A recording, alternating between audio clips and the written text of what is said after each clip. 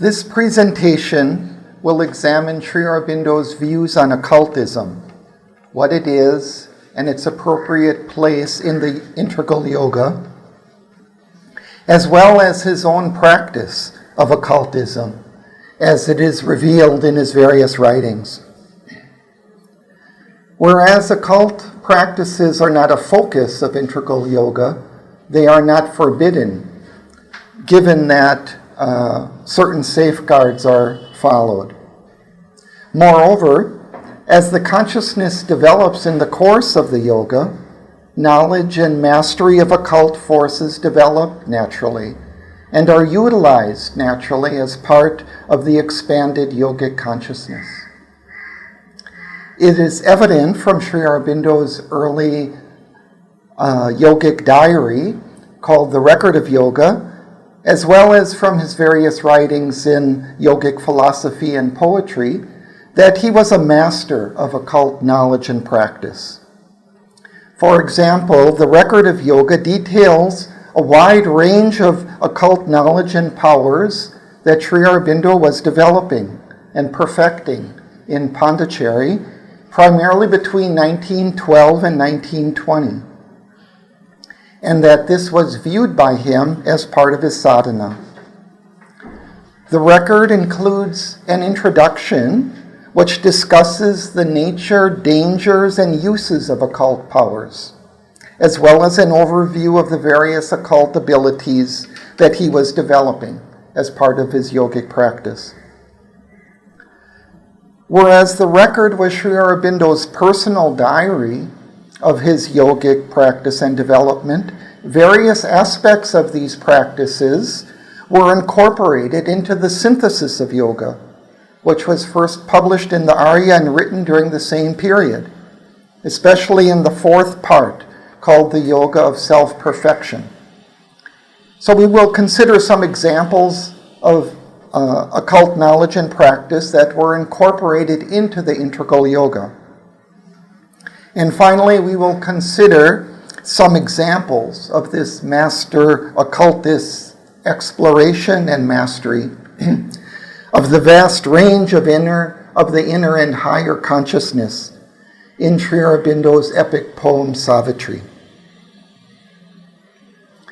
To begin with, let's look more carefully at what is meant by occultism, at least in Sri Aurobindo's view, and its place in yoga. Normally, people think of occultism as some kind of magical practices, suggesting that the forces or phenomena involved are unnatural and not subject to the laws of nature. Sri Aurobindo dismisses this implication and says that occultism is the knowledge and right use of the hidden forces of nature, forces that can be known only by going behind the veil of apparent phenomena, especially the forces of the subtle physical and superphysical planes. This latter phrase, forces of the subtle physical and superphysical planes, requires some explanation.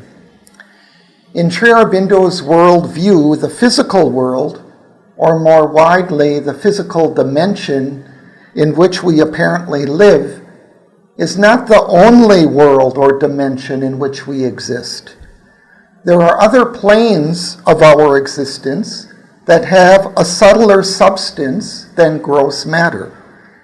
And though they are also part of nature and follow natural laws, they do not necessarily follow the laws of the physical plane of existence, but rather follow natural laws that are consistent with their own plane of existence. For example, we are aware that we have a mental consciousness that in many ways is superior to physical matter, for it can consciously manipulate and use physical forces for its own ends. So we can say that there is a mental plane of our existence. We also have a vital part of our existence which is made up of life forces, instincts, desires, emotions, and ambitions, the satisfaction of which makes up a significant part of our life And these forces, too, are used to influence material forces, beings, and events to their own ends. For example, whole industries have been developed to satisfy our numerous and varied desires, and we spend much time and money in their pursuit.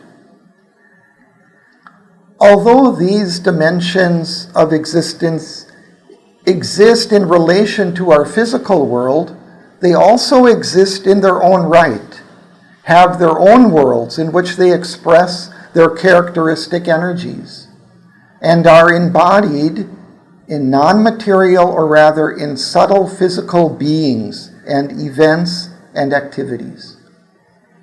These are the mental and vital subtle physical forces and beings that constitute what is usually known as the occult. But beyond the vital and mental planes of existence, there are also higher planes of spiritual consciousness with which we are in contact, and their forces also influence what happens on this physical plane of our existence. Of these higher forces and beings, we may be only dimly aware or unaware, but many people invoke these higher forces through prayer or appeal to spiritual beings. This vast range of phenomena is also part of the occult dimension of our existence, and knowledge of and use of their forces can also be considered a part of occultism. Regarding the exploration and use of occult forces in spiritual practice, Sri Aurobindo says, to try to bring down occult powers into an unpurified mind, heart, and body, well, you can do it if you want to dance on the edge of a precipice. Or you can do it if your aim is not to be spiritual, but to be an occultist. For then you can follow the necessary methods and get the help of the occult powers. But the occult spiritual forces and masteries can be called down or can come down without calling, only if that is quite secondary to the true thing, the seeking for the divine, and if it is part of the divine plan in you. Occult powers can only be for the spiritual man an instrumentation of the divine power that uses him. They cannot be the aim or an aim of his sadhana. There is another word closely related to occultism, which is siddhi.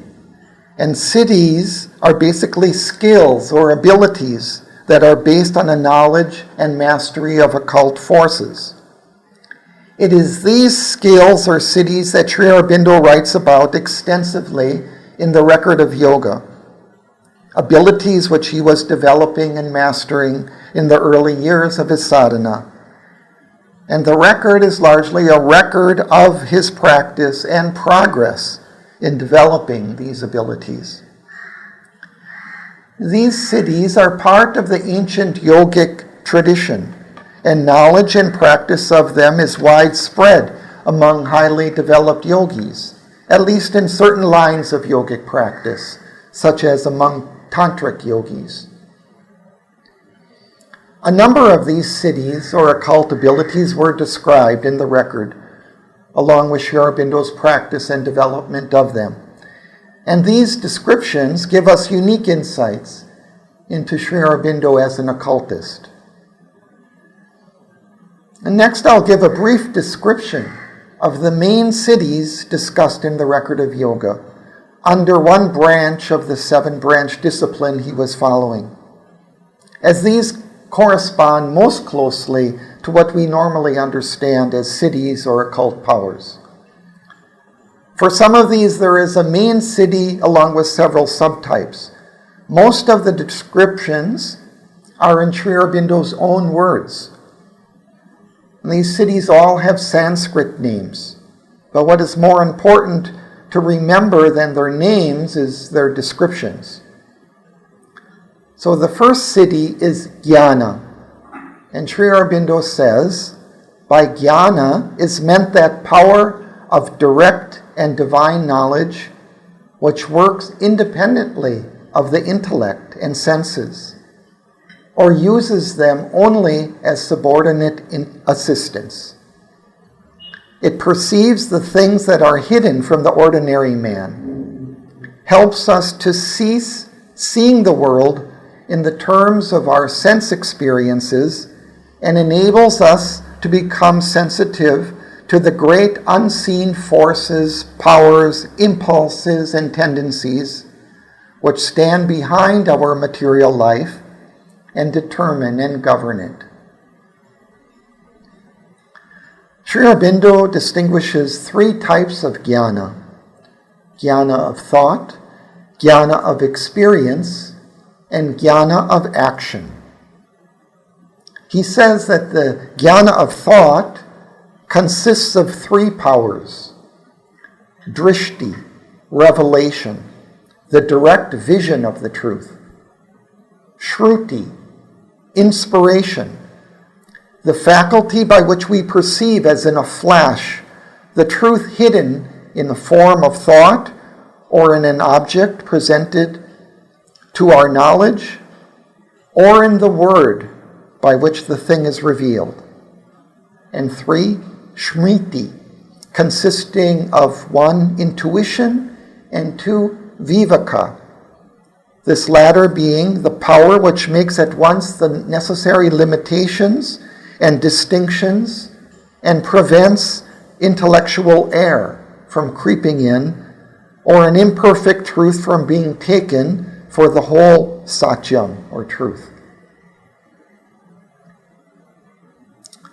Next, the jnana of experience he calls realization, and says that it is the perception of things through bhava. Bhava is one's state of being, or one's condition of consciousness. And the jnana of action he calls satya dharma, and he says it is the carrying out of the jnana in bhava and action. Another siddhi is trikala drishti, which Sri Aurobindo describes as a special faculty of jnana, by which that general power is applied to the actuality of things, their details of event, tendency, etc., in the past, the present, and the future of the world as it exists, has existed, and will exist in time. It deals with particular fact, just as jnana deals with general truth.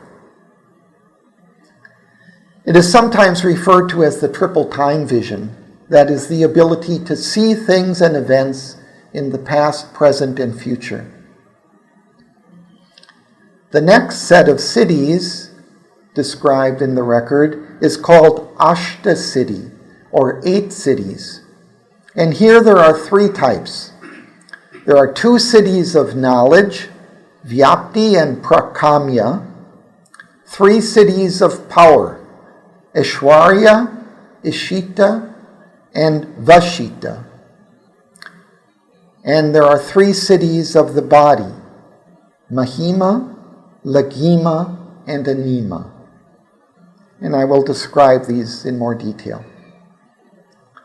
One of the siddhis of knowledge, Prakamya, is a kind of functioning of the senses and mind by which they surpass the ordinary limits of the body and become aware by sight, hearing, touch, or more usually and more easily by mental sensation and awareness, 1, of objects, scenes, and events at a distance, or hidden from the normal operation of the mind and senses. 2, of objects, scenes, and events belonging to other planes of existence. 3, of objects, etc., belonging to the past or future, the images of which are contained in the object of study.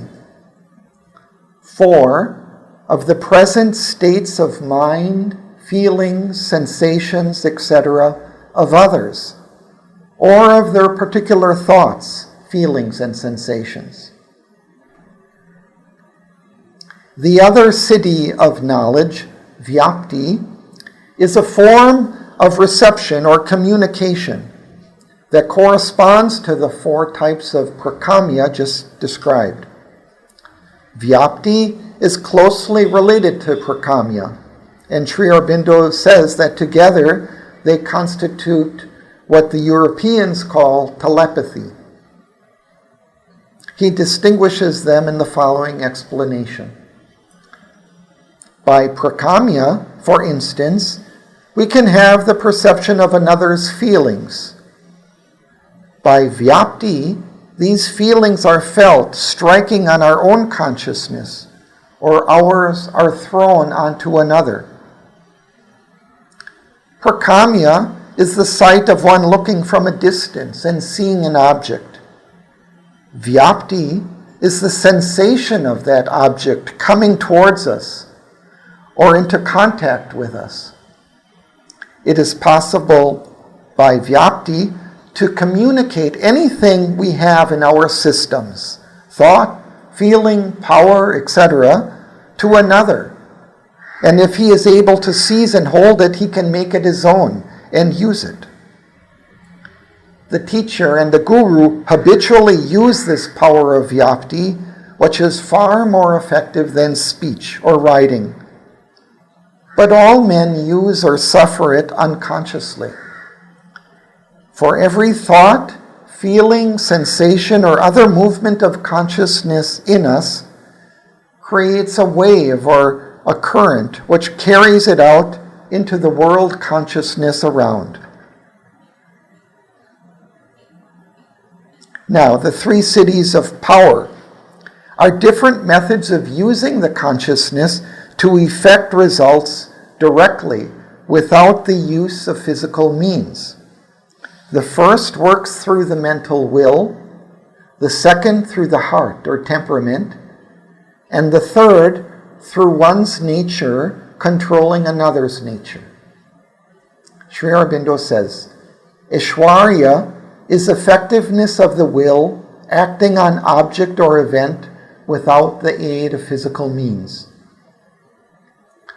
And he distinguishes several different ways in which Aishwarya may be applied, ranging from a pressure of the consciousness directly on the object to be affected, to the highest type, which has the nature of pure thought, one with the will of the Ishvara, or divine being, that is automatically effective.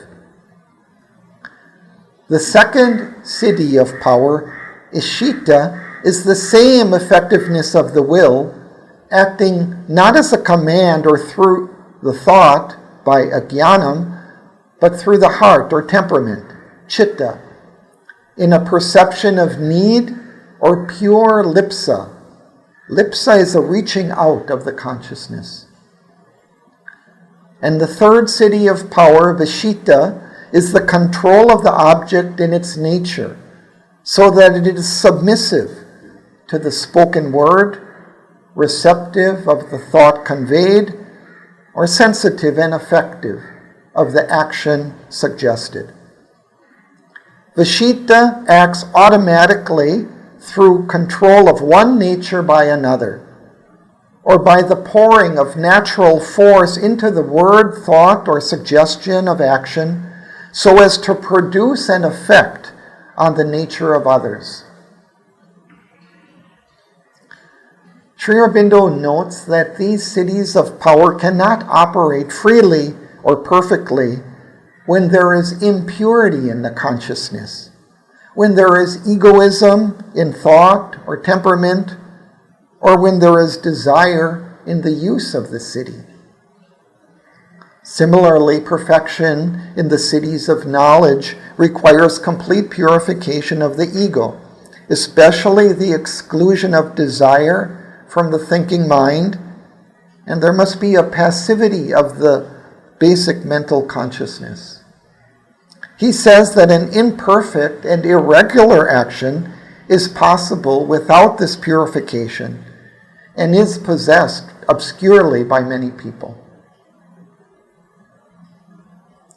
And the three cities of the body are Mahima, Lagima, and Anima, which are roughly translated as greatness, lightness, and subtlety, respectively. He describes them in the following. Mahima is unhampered force in the mental power or in the physical power. In the physical, it shows itself by an abnormal strength, which is not muscular, and may even develop into the power of increasing the size and weight of the body. Lagima is a similar power of lightness, that is to say, of freedom from all pressure or weighing down in the mental, pranic, or physical being. By Lagima, it is possible to get rid of weariness and exhaustion and to overcome gravitation. Anima is the power of freeing the atoms of subtle or gross matter from their ordinary limitations. By this power, one can get free of physical strain or pain, or even make the body as light as one chooses. It is by this power that yogis were supposed to make themselves invisible and invulnerable, or to free the body from decay and death. Following the Ashta cities, Sri Aurobindo describes another city, that of Samadhi. He describes Samadhi as follows. Samadhi is the power by dwelling fixedly of the Chaitanya, that is, consciousness, on its object, to extend the range of knowledge and consciousness through all the three states of waking, sleep, and dream, to the realization of those tattvas. Tattvas are fundamental cosmic principles of the Brahman, to which the ordinary waking consciousness is blind, and to the experience, either in reflected images or in the things themselves, of other worlds and planes of consciousness than the material earth, or this waking physical consciousness. In simpler terms, we could say that it is the power of concentrating the consciousness inwardly by which we can extend the range of our knowledge and consciousness to the extent of realizing the cosmic and transcendent consciousness of the Brahman. It can occur in deep trance, oblivious of the outer world, or in a kind of dream state in which we see and experience images of things in this world or other subtle physical worlds. Or it can also be extended to the waking state of consciousness, in which we experience the cosmic and transcendent even in the normal waking state of consciousness. And there is one occult phenomenon associated with Samadhi, which is frequently mentioned in the record. And this is the seeing of lipi. It's a luminous writing, seen with the subtle vision. And it's often seen in the various types of Samadhi, which communicates some higher knowledge or a foreknowledge of something that will happen, or some other message to the mind. These are the cities which Sri Aurobindo described in the record, and they're among many other aims that he had in the development of his consciousness, such as the development of an absolute peace, equanimity, and ananda. And they were important components of his spiritual discipline during the early years of his stay in Pondicherry. And the record records his efforts and successes and difficulties in developing these abilities, and indicate that he mastered them to a very high degree. So next I'll give some excerpts that illustrate his efforts to develop some of these cities. On November 29th, 1912, he writes in his diary, "The dispersion of the clouds foreseen yesterday morning as destined to happen today, the first thing in the morning, took place suddenly at the time indicated, although the whole sky was dark and heavy till that moment. All yesterday the skies were heavily overcast, but there was no rain. This also had been foreseen. The spell of entirely cloudy weather has lasted, allowing for one imperfect break, exactly the time predicted and foreseen some 8 or 10 days before. For some days, there have been continual proofs of vyapti prakamya, again, which refer to telepathy. For example, the presence of an Austrian warship at Durazzo, the rumor of the Austrian consul being killed, etc. Yesterday, there came in the mind the positive idea that Turkey had asked to be included in the Balkan Confederacy. Today, the same is given in yesterday's evening paper, reaching here this morning, as a strange piece of news from Constantinople and Sofia. This is striking, as there was neither data nor probability, and the knowledge of the fact or rumor came suddenly, without previous thinking in that direction. Vyapti and prakamya of precise thought has begun to be frequent and often confirmed by the speech or action of the person or animal in whom it is perceived. Formerly, only feeling and general thought used to come. Vyapti and prakamya are now abundant, continuous, and almost perfect, i.e., in assignment of its source and nature.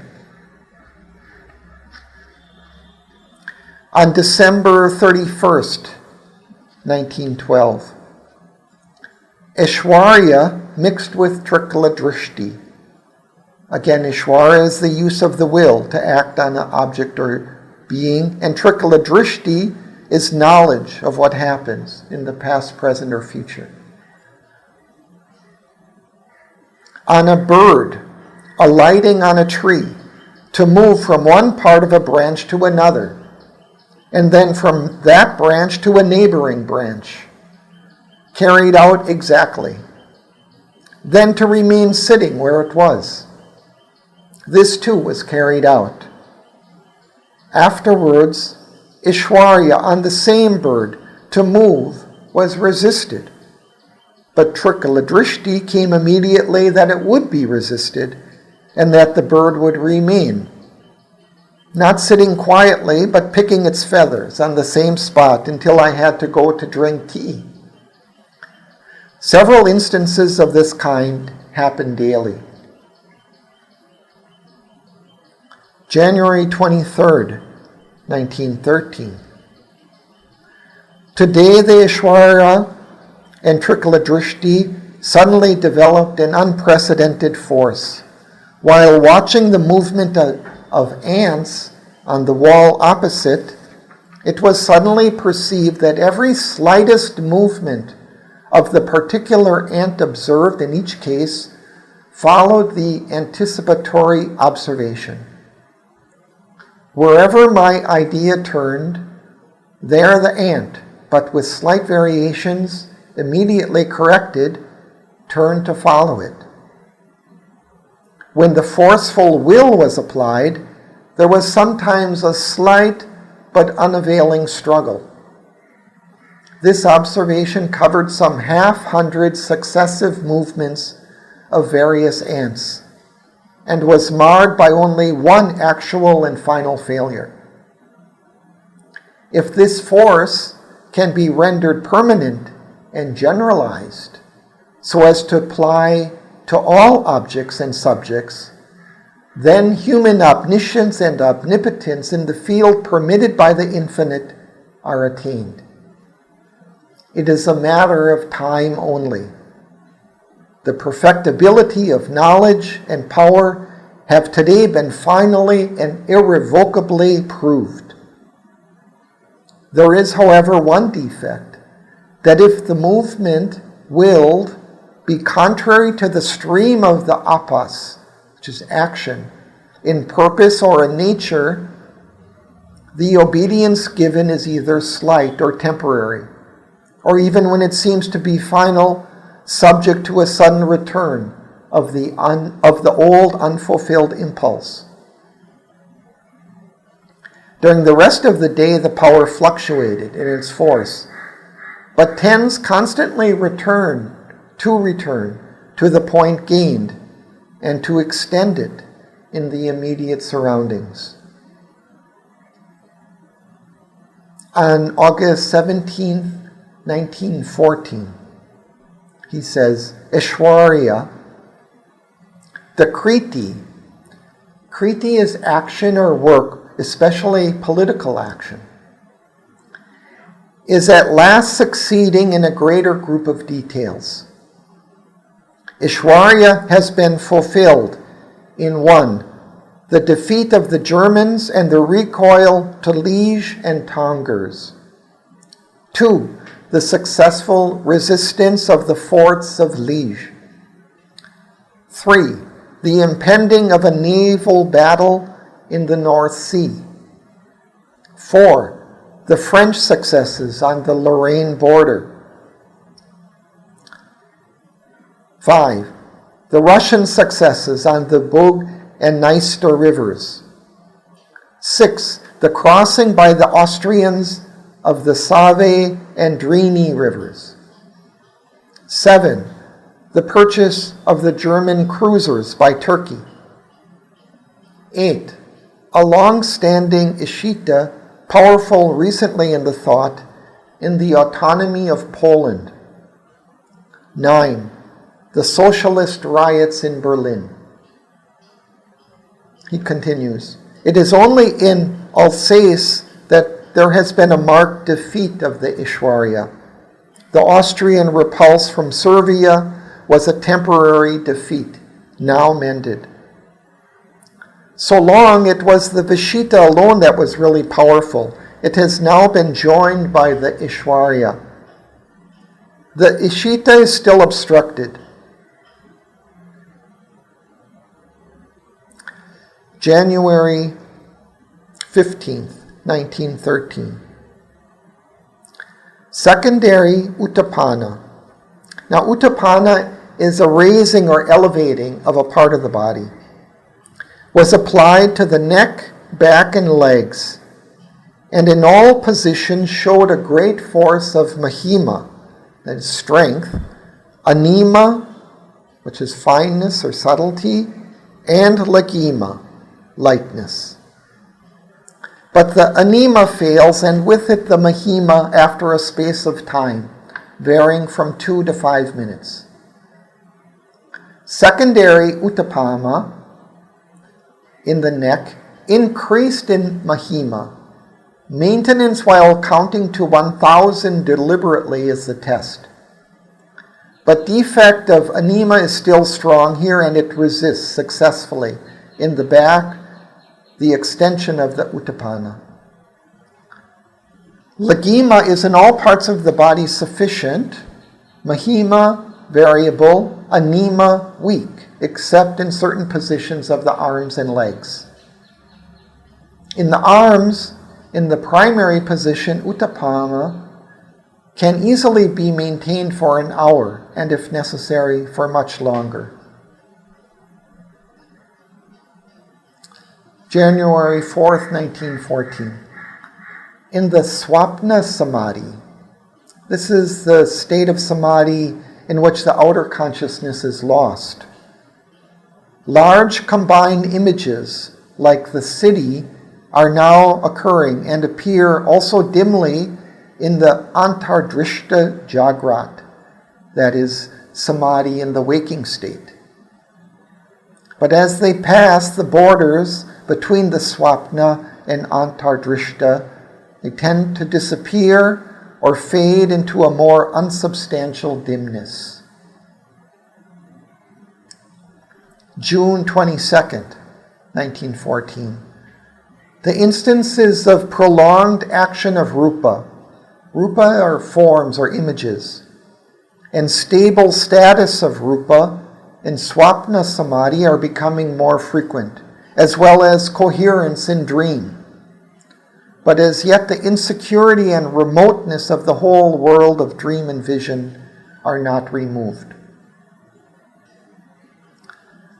December 20th, 1914. Lipi, that is the seeing of the writing and the subtle vision, for some time sluggish, remanifested activity, but with an imperfect vividness and stability, except in isolated words, one or two in number. But afterwards it began to manifest long lines of many words and the beginnings of the page, but vividness and stability and legibility were insufficient. Or rather, there was stability without legibility, or else legibility without stability. Lipi is now more free and self-acting in its development and formation.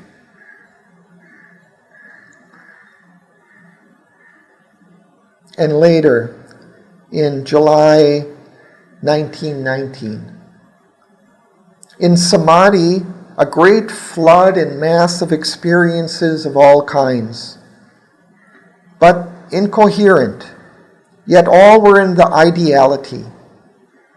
Ideality refers to the super-intellectual jnana of thought with its powers of revelation, inspiration, and discrimination. He continues, subsequently an ordered movement. All the intuitive mind turned into ideality. What was before simple intellectuality is now just before the ideal level and is changing to the intuitivity. This movement represents a complete mutation of the whole being into the Gnostic type. Even the physical being is beginning this mutation. Forecast in the Samadhi, this change is also beginning in the Jagrat, that is the waking condition. So we see from these examples that between 1912 and 1919, Sri Aurobindo was developing and systematically recording the development of his occult abilities. There was a set of abilities that he was working on persistently on a daily basis, and their development was part of his yogic practice. These abilities concern primarily the heightening and expansion of both the awareness and the willpower, as well as the refinement of the physical being, effectively spiritualizing it and removing many of its physical limitations. These abilities were being developed by conscious exercise and practice. As the mother said, we can strengthen our will by exercising it, just as we exercise our muscles to make them stronger. In the development of his awareness or consciousness, there was an effort to open and replace the intellectual mind with the higher levels of intuition and ideality or spiritual mind and the supramental faculties, with their powers of revelation, inspiration, discrimination, and the ability to see into the future. It is remarkable that Sri Aurobindo was developing his willpower by applying it to ants crawling on the wall and the birds sitting outside on the branches outside his window, as well as to political events and the war happening on the other side of the world. In developing his occult physical abilities, he was lifting his legs and arms and holding them in a raised position for up to an hour at a time. Now, Sri Aurobindo's development of these abilities was not simply for himself, but they were a part of the integral yoga that he was developing and writing about in the synthesis of yoga, in the Arya at the same time. The main siddhis that he was developing concern the expansion of awareness or consciousness and the power of the will. And these developments are also main objectives of the yogas of knowledge and works, respectively. And he explained that the highest form of these siddhis was when there was a unity of the consciousness and will with the divine and an absence of ego. And therefore we can say that the yoga of devotion and love is also a direct and important aid in the development of these powers. But it is primarily in the yoga of self-perfection where we find the closest connection with the development of these siddhis. And next, I'd like to read a remarkable passage in the Yoga of Self-Perfection in the chapter titled The Divine Shakti that sheds useful light on the development of these siddhis. It's a long paragraph, but it helps to put the whole issue of occult powers into a clear perspective. And afterwards, I will highlight some of the main points. He says, we can become aware of the existence and presence of the universal Shakti in the various forms of her power. At present, we are conscious only of the power as formulated in our physical mind, nervous being, and corporeal case, sustaining our various activities. But if we can once get beyond this first formation by some liberation of the hidden, recondite, subliminal parts of our existence by yoga, we become aware of a greater life force, a pranic shakti, which supports and fills the body and supplies all the physical and vital activities. For the physical energy is only a modified form of this force. And it supplies and sustains too from below all our mental action. This force we feel in ourselves also, but we can feel it too around us and above, one with the same energy in us, and can draw it in and down to aggrandize our normal action or call upon and get it to pour into us. It is an illimitable ocean of Shakti and will pour as much of itself as we can hold into our being. This pranic force we can use for any of the activities of life, body, or mind with a far greater and effective power than any that we can command in our present operations, limited as they are by the physical formula. The use of this pranic power liberates us from that limitation to the extent of our ability to use it in place of the body-bound energy. It can be used so to direct the prana as to manage more powerfully or to rectify any bodily state or action, as to heal illness or to get rid of fatigue, and to liberate an enormous amount of mental exertion and play of will or knowledge. The exercises of pranayama are the familiar mechanical means of freeing and getting control of the pranic energy. They heighten to and set free the psychic, mental, and spiritual energies, which ordinarily depend for their opportunity of action on the pranic force. But the same thing can be done by mental will and practice, or by an increasing opening of ourselves to a higher spiritual power of the Shakti. The pranic Shakti can be directed not only upon ourselves, but effectively towards others, or on things or happenings, for whatever purposes the will dictates. Its effectivity is immense, in itself illimitable, and limited only by defect of the power, purity, and universality of the spiritual or other will which is brought to bear upon it. But still, however great and powerful, it is a lower formation, a link between the mind and body, an instrumental force. There is a consciousness in it, a presence of the spirit, of which we are aware, but it is encased, involved in and preoccupied with the urge to action. It is not to this action of the shakti that we can leave the whole burden of our activities.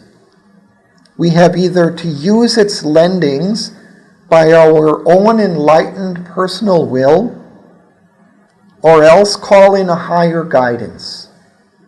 For of itself it will act with greater force, but still according to our imperfect nature, and mainly by the drive and direction of the life power in us, and not according to the law of the highest spiritual existence. So I will highlight a couple of points.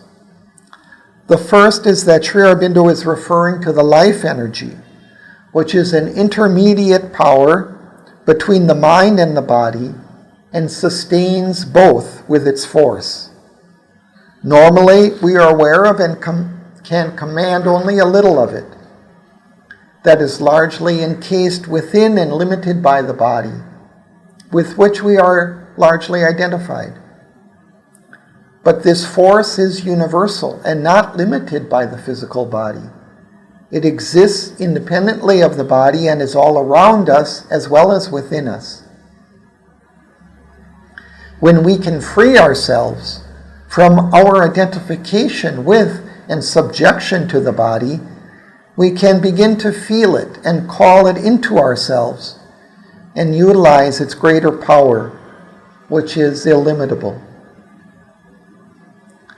The second main point is that Sri Aurobindo mentions 3 ways by which this power can be liberated. Through pranayama, which are yogic breathing exercises, through the use of the mental will and practice, and through progressively opening of ourselves to the higher spiritual power of the shakti, the mother.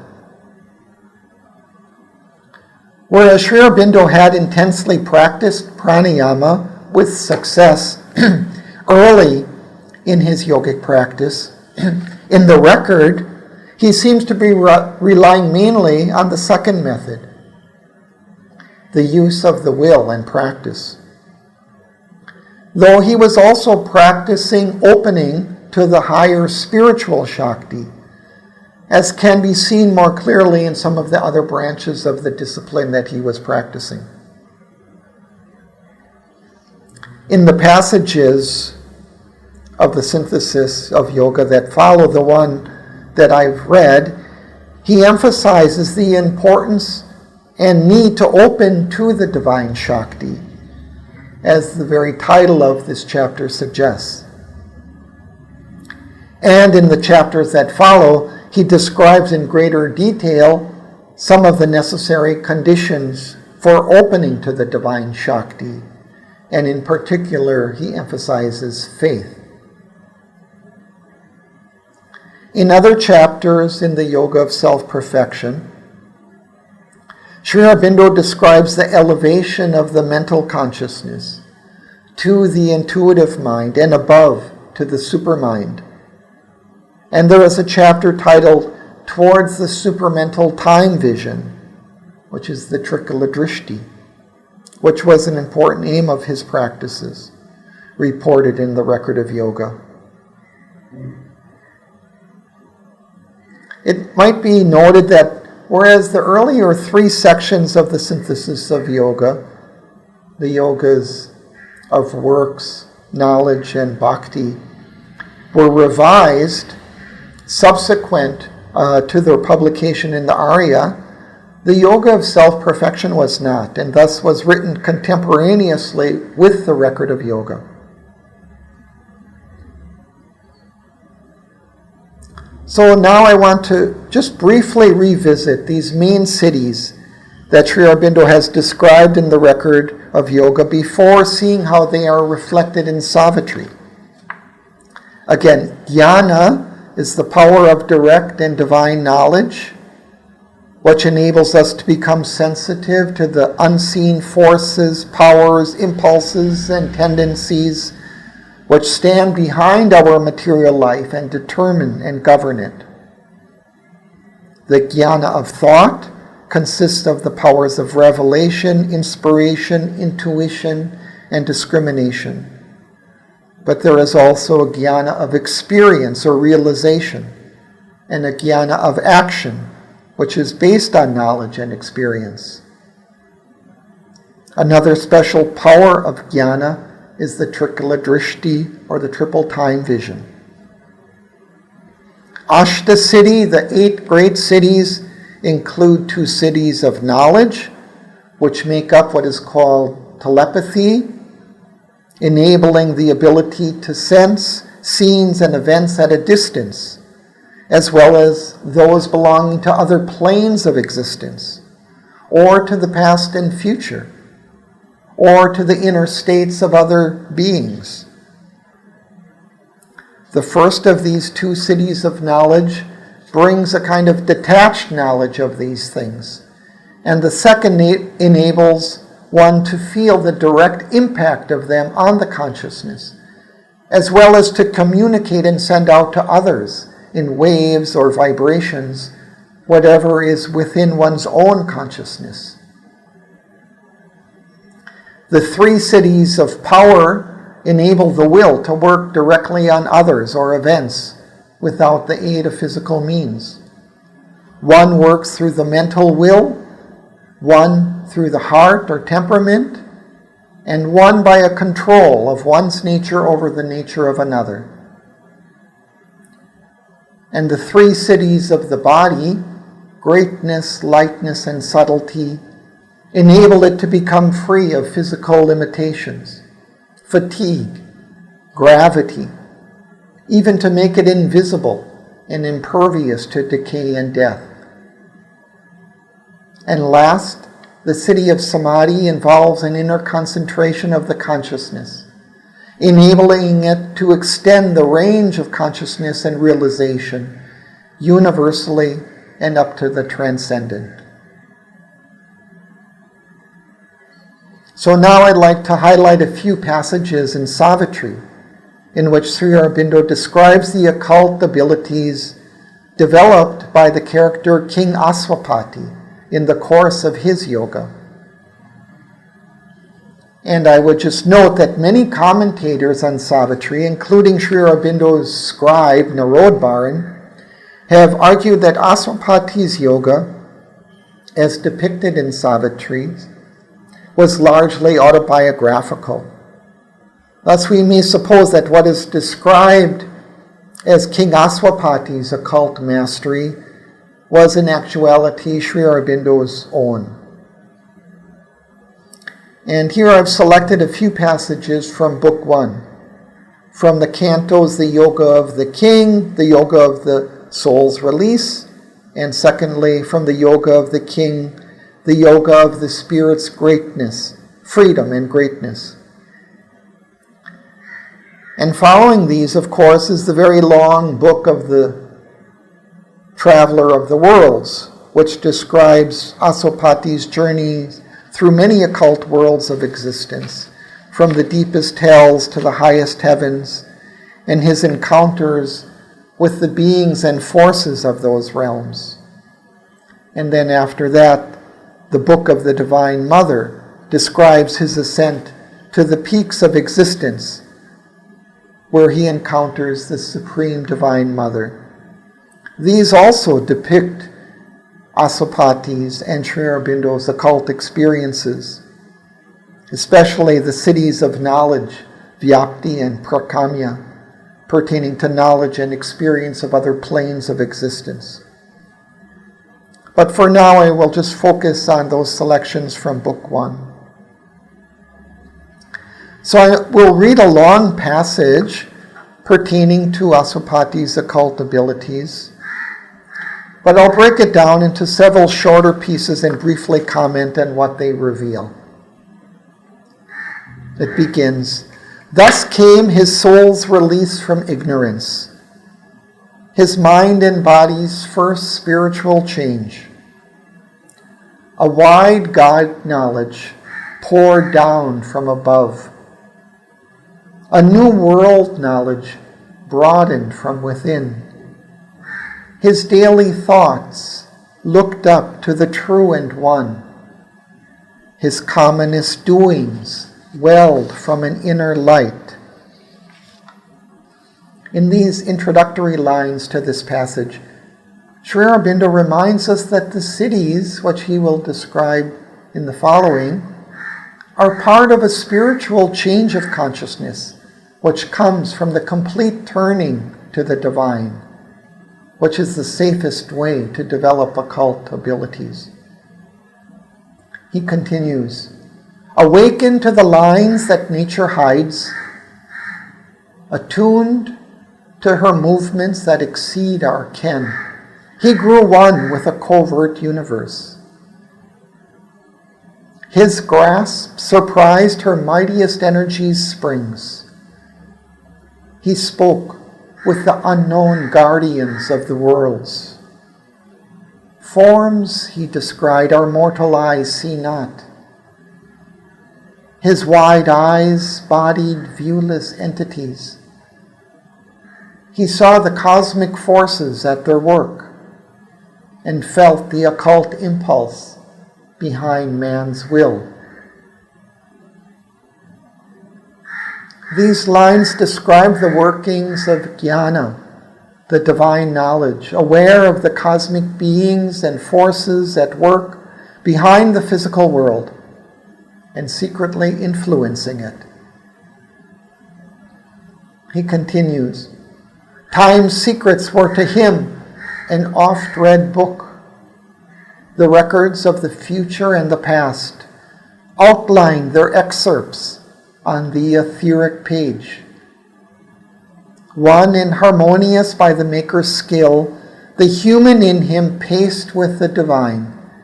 His acts betrayed not the interior flame." Here we see the power of Trikala Drishti, the triple time vision. And there is also a reference to Lipi, the inner seeing of luminous writing that expresses in language the higher knowledge. And he continues, "Apart he lived in his mind's solitude, a demigod shaping the lives of men. One soul's ambition lifted up the race. A power worked, but none knew whence it came. The universal strengths were linked with his, filling earth's smallness with their boundless breadth. He drew the energies that transmute and age." And here we see the action of the Siddhis of power, the power of his will influencing beings and world events. And we see that he has united his will and power with the universal divine will and force. And next, in the second canto that recounts the yoga of the king, Sri Aurobindo says, "All was uncovered to his seelless eye. A secret nature stripped of her defense, once in a dreaded half-light formidable, overtaken in her mighty privacy, lay bare to the burning splendor of his will.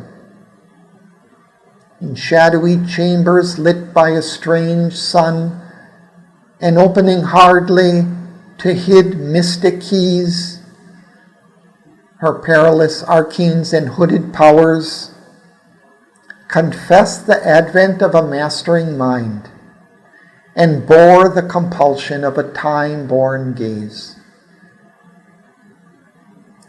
Incalculable in their wizard modes, immediate and invincible in the act, her secret strengths native to greater worlds, lifted above our needy, limited scope, the occult privilege of demigods, and the sure power pattern of her cryptic signs, her diagrams of geometric force, her potencies of marvel-fraught design, courted employment by an earth-nursed might. So these higher, greater powers were mastered by someone living in the physical body. The passage reflects the power of divine knowledge and the inner subtle vision, which can look into the subtle worlds, and in particular into the higher worlds of knowledge and power, which hold in their symbols and diagrams of geometric force the keys to invincible power. And later in the same canto, he writes, all thought can know or widest sight perceive, and all that thought and sight can never know. All things occult and rare, remote and strange, were near to heart's contact, felt by spirit sense, asking for entry at his nature's gates. They crowded the widened spaces of his mind, his self-discovery's flaming witnesses, offering their marvel and their multitude. These now became new portions of himself, the figures of his spirit's greater life, the moving scenery of his large time walk, or the embroidered tissue of his sense. These took the place of intimate human things and moved as close companions of his thoughts, or were his soul's natural environment. In this passage, we see that this knowledge and power, which he sees in his inner consciousness, have become parts and parcels of himself. It is not simply a knowledge at a distance. He has become one with these things. They constitute the embroidered tissue of his sense and his soul's natural environment. And finally, I would like to conclude with one other very short poem that Sri Aurobindo wrote that vividly illustrates his occult mastery. And it's called The Cosmic Man. He says, I look across the world, and no horizon walls my gaze. I see Tokyo and Paris and New York. I see the bombs bursting on Barcelona and on Canton streets. Man's numberless misdeeds and small good deeds take place within my secret self, my single self. I am the beast he slays, the bird he feeds and saves. The thoughts of unknown minds exalt me with their thrill. I carry the sorrow of millions in my lonely breast.